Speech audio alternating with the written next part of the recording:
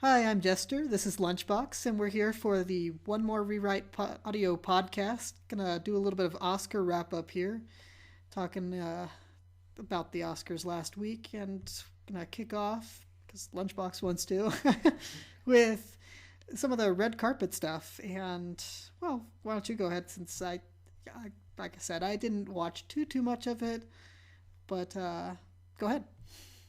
Well, I know you watched some of it at least. I saw that you had posted a few things onto the Twitter feed about it. I did. Um, I I say it like it doesn't interest me as much, and I knew no, it wasn't going to be quite as interesting personally because I sometimes would watch Joan Rivers like commentary on it, and it didn't. Part of me felt like it didn't seem right. Um, I don't know what else to say. It was good. I Nobody was hideously dressed. My one complaint would be that all the wrong guys were wearing beards. Felt that all throughout the Oscar broadcast. They're just people going on stage. It was just like, you don't look good in a beard. I don't know who said to go out in that, but it's like either clean shaven or nothing, man. You can't wear it. I don't know. Either that or it was just trimmed wrong. But that as far as the clothing themselves, nothing was terrible. Which may sound like that sounds like a ringing endorsement, but nothing seemed bad. Nothing seemed like gaudy. Nothing seemed whatever. I know that Lady Gaga got some flack for the weird kind of red gloves that she was wearing, but Yeah. considering that it was Lady Gaga and she could have shown up wearing a meat dress, that was nothing. So hey, Yeah, I think oddly, yeah, that was probably the most egregious error of the night. I was kind of annoyed because I really love to pick apart the fashions and go, wow, what made her think that? You know, or as I said, like just once, I want to have one of the interviewers say, "Why are you wearing?" You know, like, yeah, it's like what were you thinking when you left the house? I mean, other than I think it was Common had the white bow tie on a white shirt. You could barely even tell that he was wearing a bow I tie. actually didn't know that till you just said that, and I even saw close-ups of him when he was Yeah, accepting it awards and just such. looked. It didn't work somehow. I think a little punch of color there maybe. Uh, but other than that, I mean, really, I was most annoyed because I wasn't annoyed. I'm like, come on, wear something hideous. I'm Well, like, what was it? Something like you said, something about Diane Keaton. We could always hold out hope. yeah, Which, we're gonna always hope for Diane Keaton to show up wearing something. But no, it's the problem. Problem for me was that nothing was hideous, and really, I was most disappointed with Gaga, really, and not just because the gloves didn't work, but also because she was wearing a custom gown. So the designer made it specially for her, and it didn't work, and that did annoy me. Like, yeah, no, if you're gonna go in and have one made specially for you, and then I think it should it look like you just stepped out of an Audrey Hepburn movie. You know, I mean, well, Kelly Osbourne looked awesome in hers that was made excuse specially me. for her, but I was disappointed. I expected her to show up in full Academy Awards version. Like something stepped beyond super glamorous, and especially she did her big number during the show, and I expected her to be, "Hey, look at me, world! This is what I look like when I'm doing Oscars," instead of, "Hey, it's Lady Gaga," you Yeah, know. I I don't know. I think that part of the reason why she was muted and that the dress was kind of, I don't want to say bland, but just sort of, it was a dress. Okay, that's pretty. Yeah, It's nice. It maybe not accentuates your over the top style, but my guess is it was because of that the Sound of Music tribute thing that she did later in the show, and part of me wants to hope maybe there was some respect for the old time music and the fact that she was doing this tribute. There was also sort of a tribute to Julie Andrews, so might have purposely gone with something a little bit more muted, a little more tame, and a little bit more bland, just for the but I fact thought that that she she was was doing going to that. go more that way. I thought that she was going to go just classic, you know, show up looking you know, like Julia Roberts has so many times of like just picking that perfect dress that just makes her look so glamorous. I think that kind of I wish that she would have stepped more into the glamour side, Uh, and rather than being so much Gaga, I think that let a little too much Gaga leak in. And what was with the weird shoulders on that thing? It didn't work. It didn't work I for think it was. her style, Like I and said, it I think didn't she was work trying for to do fashion. her version of what she thinks that style looks like. A little bit of her, a little bit of that, but also keep it tame. And it wasn't terrible. Again, Yeah, I yeah. think that it was And the most you could say about any of the fashions was, I want to put a bow there. Oh, that's an odd belt. further. It's Yeah, like it wasn't like, wow, what's with that dress? Why did she show up wearing a Gap T-shirt? What's with the swan? oh, you look, know, Diane Keaton in a pantsuit. That doesn't work. Yeah, I've seen that before. You know, yeah, again. again, an ill-fitting pantsuit. Yeah, and it I just never would have thought Diane Keaton would have worn that. yeah. Uh, Sometimes you just want to be shocked on the red carpet, whether it's with somebody showing up looking glamorous. Like I go back to Julia Roberts because that the year that she won for Erin Brockovich, that dress was just knocked me out of the park. Or you have Bjork that shows up for Dancer in the Dark wearing a swan. I want at least one end of that. I want wow that's awesome, or I want wow what. Didn't one you of know them show up wearing a credit card cut up dress or something like that one year? I think that was Shirley Manson. Okay. I Which was just. actually, yeah, the credit card dress, see, they're Yeah. stun them, and it actually looked really good on her, quite frankly. But it's step out of it. Like if you're going to go there, then go there. If you're not, then go the other way. I want super glamour or I want super ridiculous. You want Pick glam? one. You want glam or ridiculous? Either give me something I can talk about because it's awesome, or give me something I can talk about because it's hideous. Yeah, Don't give me this kind of like, oh, you look nice. You I don't wouldn't want have worn a people. belt with that. You Yeah, know. yeah, a mild commentary. I'm sure there's if you go out onto other fashion sites, I'm sure somebody out there has done some sort of whatever about it. But yeah, here's the year where we could have really used you, Joan. Sorry. Like, just to tell us something funny at least about what they're wearing, because I didn't find anything offensive, which was surprising too. I think the one negative thing of the night that I heard, my wife was watching it too as they're walking, and she did not like Jennifer Lopez's dress. She thought it was just ridiculously way too low cut. There's V necks and there's like plunging necklines. She just thought it was kind of Oh, J Lo's known for that though. At least it yeah. wasn't that Versace dress. I mean, come on. You There's remember the one that Trey wore?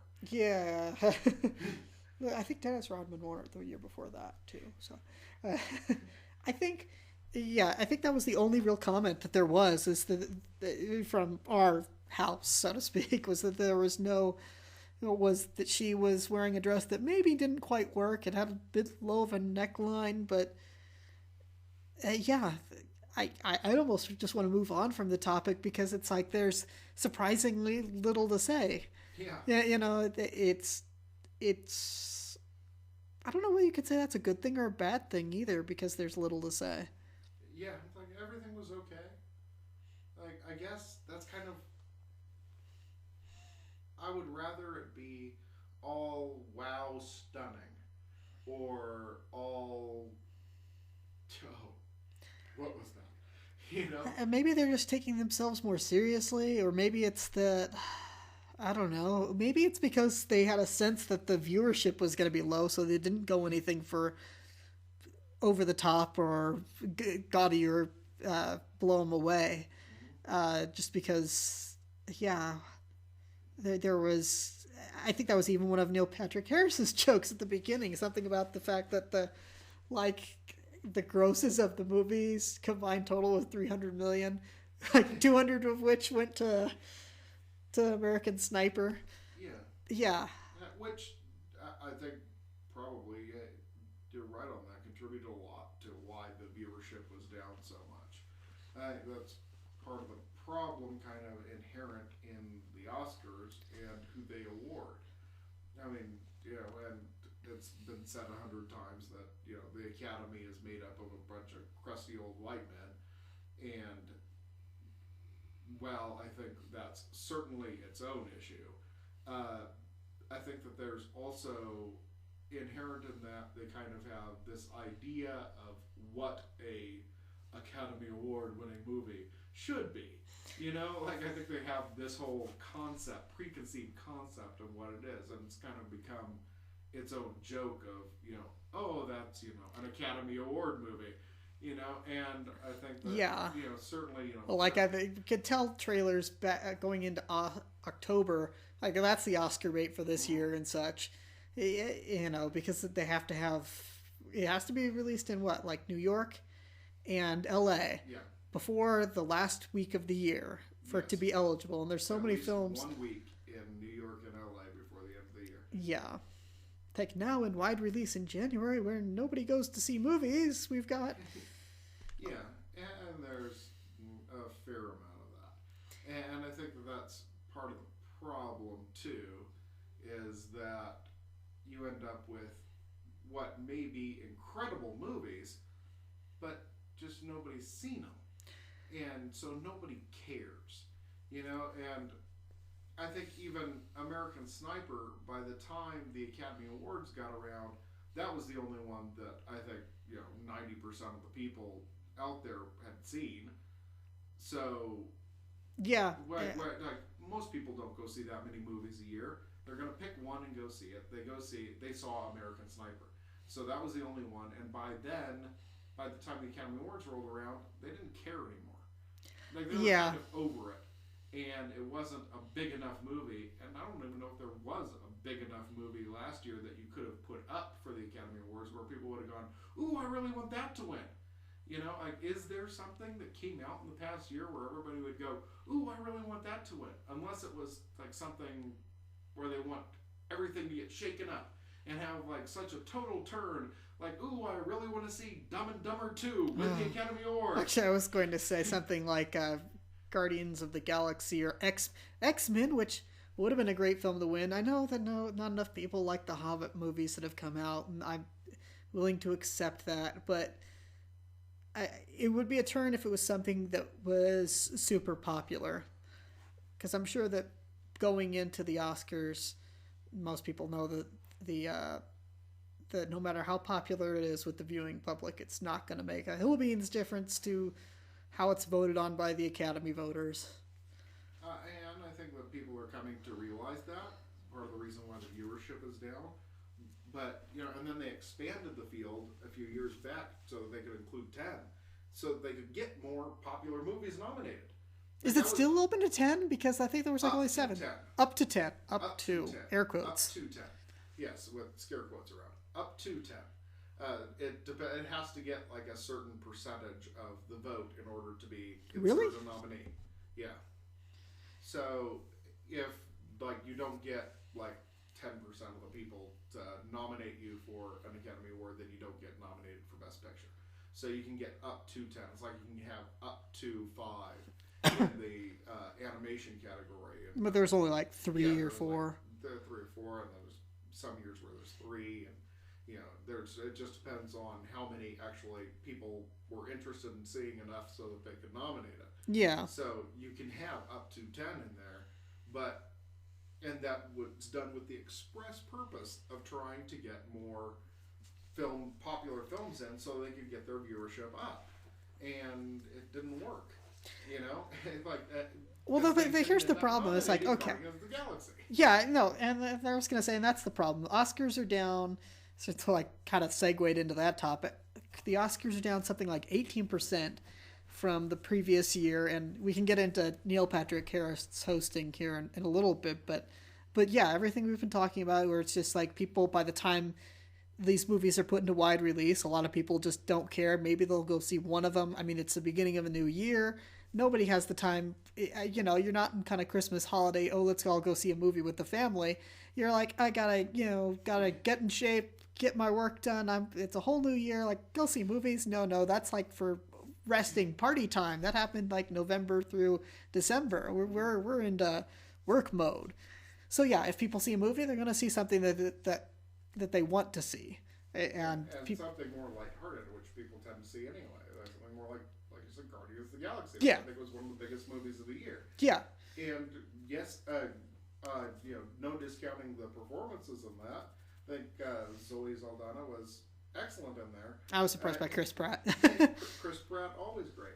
But I think that it doesn't come through as much in a sci-fi movie as it does in I have Alzheimer's and I'm dying sort of movie. I think everybody kind of Yeah, but it's the kind of thing. it's easier to do that. Yeah, and it's dumb. I'm like sitting here rolling my eyes because it's like, you know, I how do I say it? I think that it's harder for actors to make you take it seriously when it's something like the Guardians of the Galaxy, or I I think what would have been fantastic to see nominated would have been X-Men Days of Future Past, because you do have that sort of, you have like a theme of discrimination going under it. You have some really fantastic acting from Peter Dinklage in there, and from other actors. Boy, I'm James McAvoy. Uh, I can't remember. McAvoy, thank you. Mm-hmm. And the person who played Magneto as a young man. Sorry. Yeah, somebody can. I'll find his name later.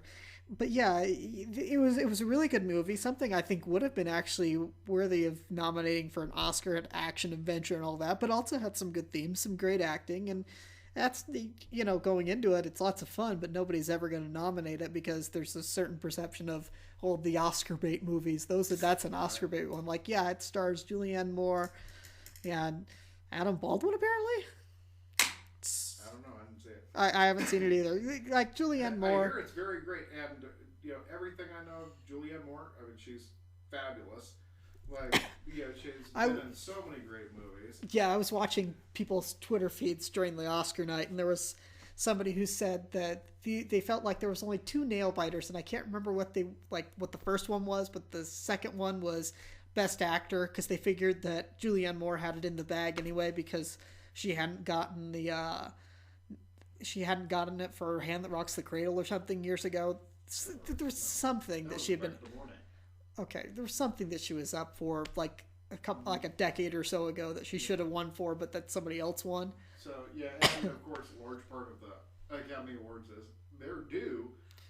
Yeah, I feel there's this. How do I say it? I get 50-50 on this because it happens in politics too. It's like, well, it was their turn. It's their turn to win, and I remember being so annoyed at the late great Siskel and Ebert. They were kind of annoyed when, or maybe it was just Ebert at that point. Oh gosh, I can't remember when you passed away, Siskel. Ebert was kind of annoyed because he was pretty much sure that Return of the King would win for Best Picture, and he called it giving Peter Jackson the Gold Watch Award or whatever, because everybody knew what he had done was fantastic and everything, but they didn't feel it was the strongest entry in the series, but they just wanted to give him something because it was his turn, because they hadn't won the other years, even though they felt like other films had been better, that it was still his turn. It was just like, you know what? On the one hand, yeah, it probably was his turn because he did something fantastic, and if you want to give it to him for like an end cap award. Yeah, well, and on some level I do see that. Of like, well, it's their turn. Well, yeah, we forgot to give it to them this time.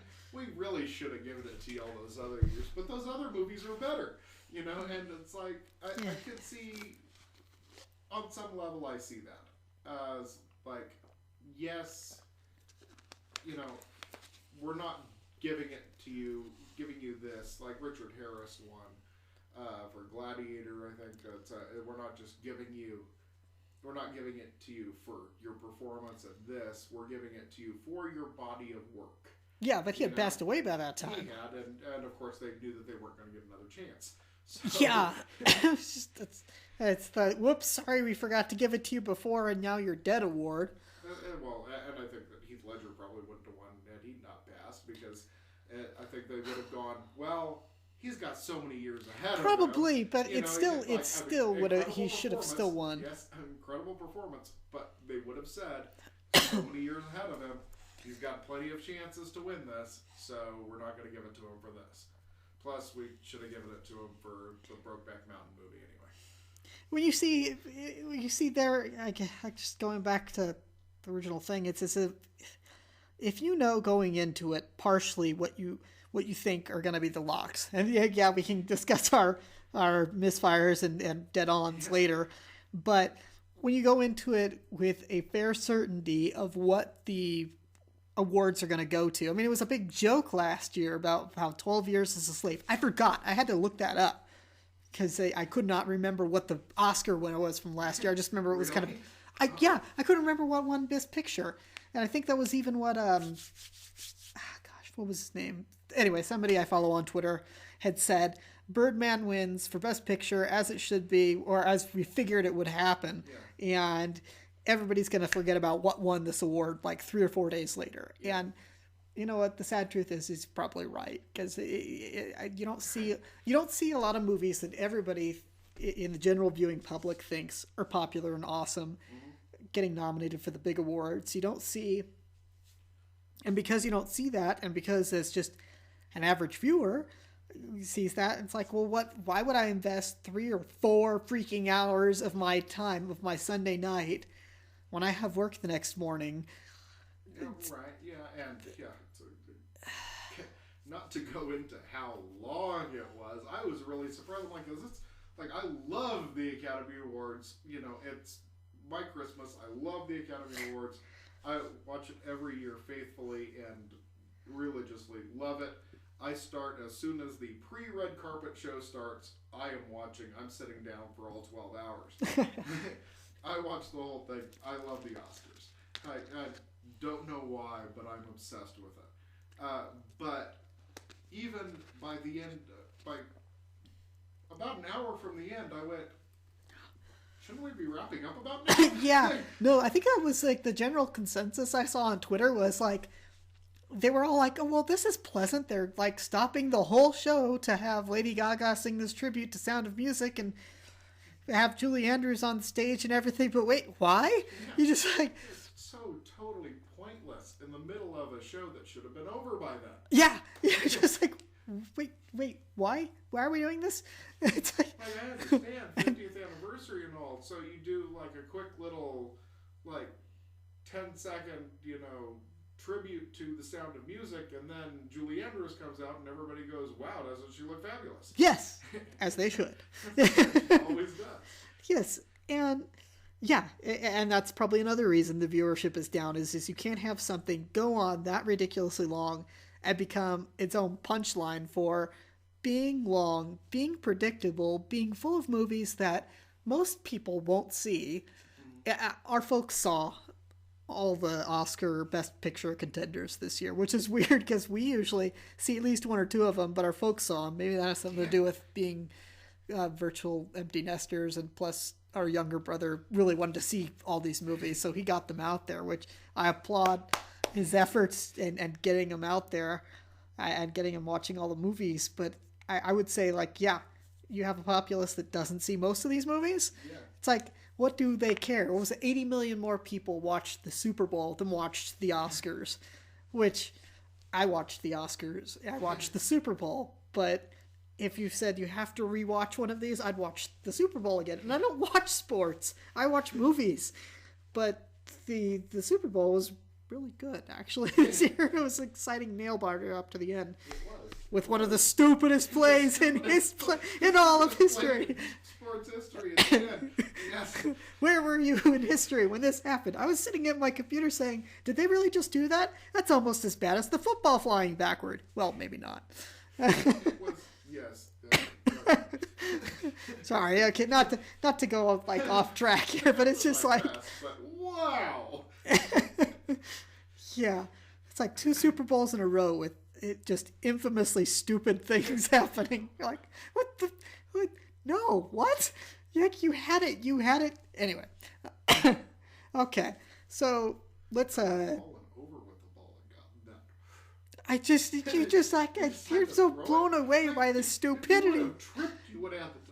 Anyway. I know, you could have fallen on your face first and ta-da, we won the Super Bowl. It was undignified, but by golly, we just won, so who cares? Give me my hat, you know.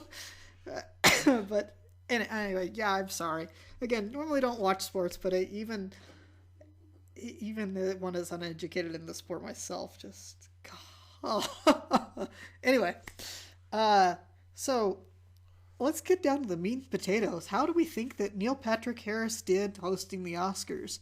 I, for my own self, I give him a C, maybe a solid C plus at the highest, and I'll tell you why. All right. He did the best he could with what he had. I feel like you get an Oscar host, and there's certain assumptions you make about that Oscar host. Like, we want this person on because we think they're going to be funny. We think they're going to be able to do good segues, think on their feet. I mean, you want a lot. You are demanding a lot out of an Oscar host, and they need to be able to do a lot. But the thing is, you also need to give them a lot. You need to give them good material to set up.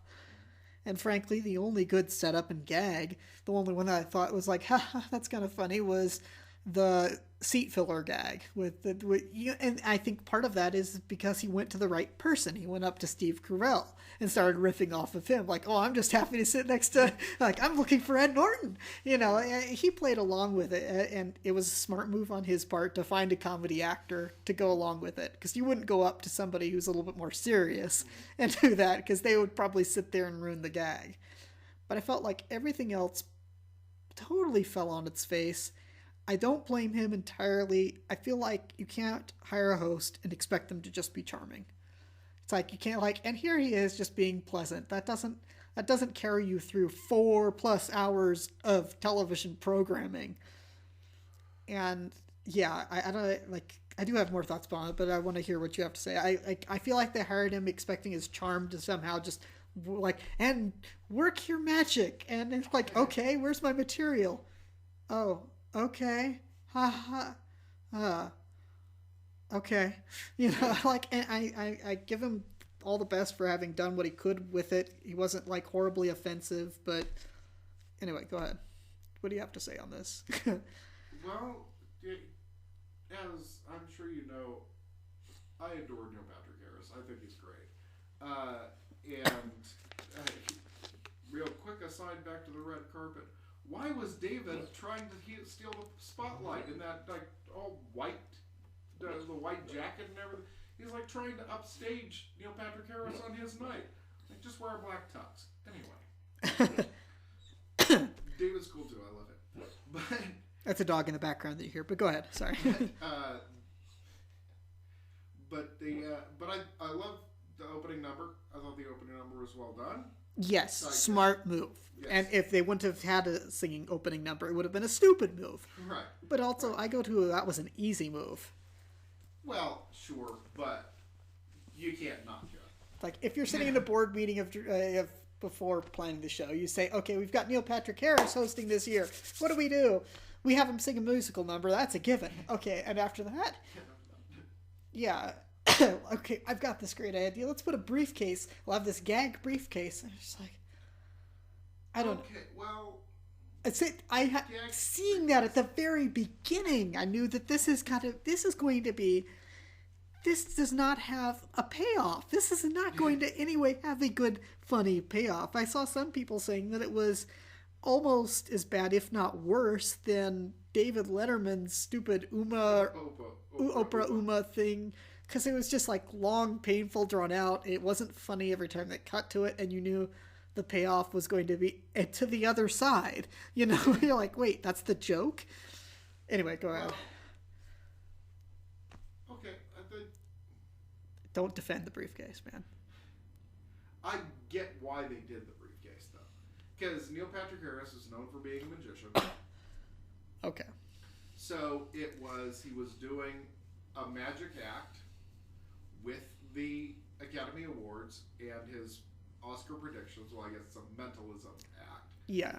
And granted, it didn't work. And you needed a much bigger payoff for it than what they had. I think that, If it would have if exploded on stage, Michael Bay style, I still say that would have been awesome. that would have been That would have been awesome. the unexpected payoff. And the, actually, that wasn't the worst part of the briefcase gag for me. Because I got why they were doing it. It's just, it's 5 and 3 hours long. I mean, it's like the longest telecast ever, and you can't sustain the mentalism bit for that long. I think that it just because it goes on so long, that's what kind of ruined it. Like, if you had something like that, if you had a 1 hour broadcast and that payoff, like, you could have done exactly the same thing with that I can payoff, kind of see that. and it would have been good. I think that it's because it's a 23 and a half hour broadcast that it doesn't work, because you can't sustain, like, people, remembering that, oh yeah, there's a case over there. Even if you keep reminding them, they're like, yeah, well, but there's other things going on. Yeah. So I think that was the biggest problem with the case, but that wasn't my biggest problem with the case. Okay. My biggest problem with the case was the freaking people afterwards who were all saying that Octavia Spencer clearly had no idea what was going on with the briefcase. No, she's an actress. She knew she was getting picked out of the audience. She was acting. How about giving her a little bit of credit for being an actress who pretended to be bewildered? Yeah, I'll give her credit for pretending to be bewildered, but the problem is maybe she did it a little too well, because it came across, how do I say, I think if she would have tried to be cheesy bewildered, that would have worked. But the problem is she looked like an honestly, like, huh? What? Kind of like, oh sure, like it's a gag, I'll go along with it, which, yeah, if she was acting along with that, that's great. She did a fantastic job of that. The camera was set up and she was lit. She knew it was her. Okay, yeah, just like every reality show is totally real, and no amount of editing makes it fake whatsoever. Yeah. No, I get that. It's just like, you can have, I don't know, I could see, because the Oscars are live. I loved her performance there. Like, her twitching eyes, and she had no idea where she was. It was beautiful. And I think she should have gotten credit for her great bewildered performance rather than, wow, she's bewildered. She has no idea what MPH is doing. I mean, why give her clueless when you could have given her credit? That was what really annoyed me about it. Yeah. Like, the briefcase gag, granted, was stupid, but not giving her the credit for being able to give off that bewildered without being cheesy, I think, no. Okay. That annoyed me. Well, I said overall, I don't blame him. I wouldn't mind if he came back to host again. I just hope that they give him better material. I go to that I'll say he was on par with Ellen. I was like, not terrible, not bad. You're hoping for something more than vanilla, but how do I say it? It's like, I had come up with, like, trying to form not an analogy so much as just like, what are, I think, or must be misconceptions of the people who are producing it, or just false thoughts going in. Like I wouldn't have Seth MacFarlane host because he's a comedy writer, and just because somebody writes something well doesn't mean they're going to be able to come off with stuff off the cuff well. I think that you're having safe bets with somebody who's hosted an award show before, like Neil Patrick Harris and Ellen, because they're friendly, personable. I mean, it's what they do in their day job, so to speak. He's America's friendly gay. Yeah. Well, I think that the biggest problem wasn't the briefcase gag, which was stupid, or the seat filler gag, which I thought was a little cheesy, quite honestly. I thought it was funny. It was a little funny, but it was kind of cheesy, and it's kind of a go-to.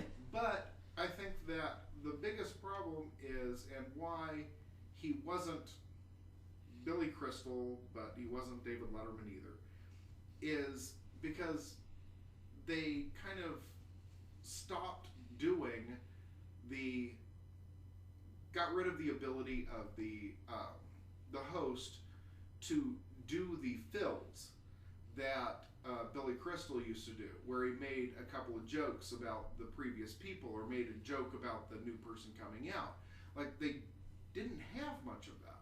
Like, barely any. It was really the only one that anybody remembers, and really the only controversial moment of the night. Was that joke about the lady's dress? Oh, well, yeah, there was a little bit of that. Like, people were like, yeah, no. It was the Snowden joke actually got more attention. Oh, really? Right. When he was introducing the Citizen 4, he said Edward Snowden couldn't be here for some reason. Yeah. Which I thought was a funny line. And a bunch of people got really upset because they're like, Neil Patrick Harris just accused Edward Snowden of treason. And there were a bunch of people that were upset about it. And I saw, numerous posts about people upset, about him saying that. Twirls finger in air. Yeah, I thought that was funny, and it turns out Edward Snowden thought it was funny too. So it's okay. Yeah. And if the guy you're making the joke about thinks it's funny, then it's alright. Yeah. But that was the only one, and that was the only time that anything got ginned up at the Oscars, And that's really what I think made the hosts of the past, those ones that we remember. We don't remember, Billy Crystal for the big opening number, unless we remember him for coming out on the horse. Yeah, no, I was going to say, unless it's the horse, huh? We remember him for the little asides in between. Yeah. And they kind of, I guess, probably most likely the effort to try and trim down the show, or maybe to avoid a Ricky Gervais moment, you kind of have eliminated a lot of that to try to avoid anybody saying anything negative about people, and I don't know. I think they need to bring that back. I think they do a little bit of Golden Globes into the Oscars, and I think they need to be having a little bit more self-depreciative humor, because I think we should wrap this up and have like a quick break before getting into the regular stuff. But just, I remember reading something about how I think it was when Steve Martin was hosting. I think he hosted the same year that Michael Moore had won for something. There was. It must have been, Fahrenheit or Bowling for Columbine. I think it was like he had won for Bowling for Columbine, and he went off on a rant or something while he was up there accepting his award, and he was kind of booed a bit, which is surprising. But he went off stage and all that. And I read this thing where I think it was Steve Martin who was hosting. He said that shortly after that they went to a commercial break, and he thought they have to do something. This is too funny. They have to come up with something. So they had like gag writers ready to go to come up with something between the commercial break that'd be funny. And it was something about it was something about like Teamsters helping him into the back of the trunk as he exits the theater. Yeah. And they had come up with that on the fly, but they had people standing by to try to make the show funny. Right. And I feel like there were moments where you've got segues, like, okay, we're back for a commercial break. Hi, welcome back. I'm going to smile pleasantly and look charming. It's like, okay, that's nice. Thanks, Neil. Yeah. And here's this person. And an introduction.